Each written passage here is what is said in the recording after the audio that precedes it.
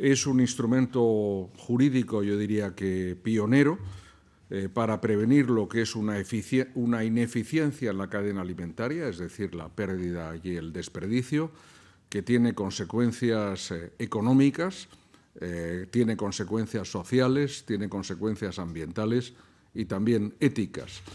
Consecuencias económicas por la pérdida de lo que se produce para la alimentación humana y no se utiliza como tal. Pérdidas sociales, evidentemente, por lo que supone de una necesidad no cubierta desde el punto de vista alimentario.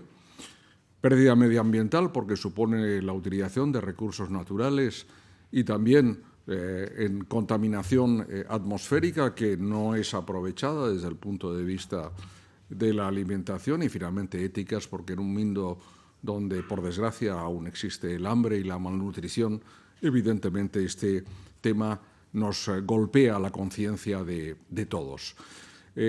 FAO sitúa en un 30% aproximadamente la pérdida en la cadena alimentaria desde el primer eslabón productivo hasta la llegada de los ciudadanos de la pérdida de alimentos que se producen en el curso de la misma. En España hemos cuantificado en aproximadamente unos 31 kilos o litros por cabeza, por habitante, la pérdida que se produce en nuestro país, que supone aproximadamente una pérdida anual para las familias, para cada integrante, de 250 euros.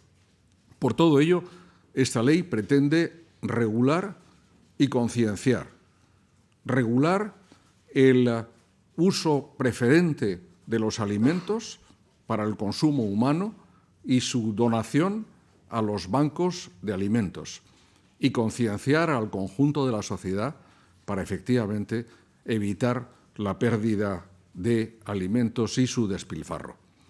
Todo ello hace de este proyecto de ley un proyecto pionero, como les indicaba antes. Solo Francia e Italia disponen de una regulación semejante en el seno de la Unión Europea, y yo creo que es de especial actualidad cuando en estos momentos hablamos de la posibilidad de una crisis alimentaria y evidentemente de la necesidad de producción de alimentos en el mundo.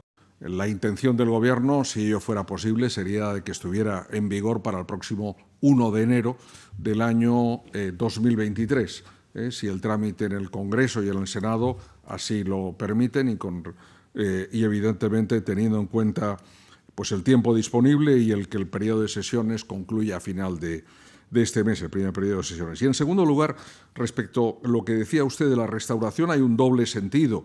Uno, respecto del cliente. Como he indicado antes, el cliente podrá disponer gratuitamente de un mecanismo para transportar una bolsa, una caja, algo para que pueda efectivamente transportar a su domicilio aquello que no ha sido consumido y que, por tanto, de no ser consumido, pues acabaría en la basura y sería una pérdida inaceptable.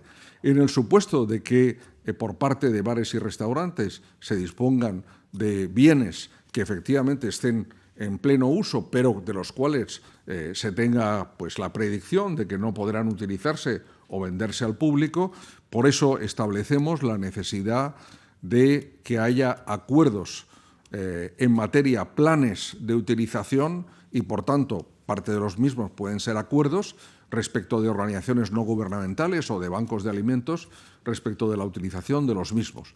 En definitiva, lo he dicho antes y lo quiero subrayar, esta no pretende ser una ley, ni lo es, intervencionista.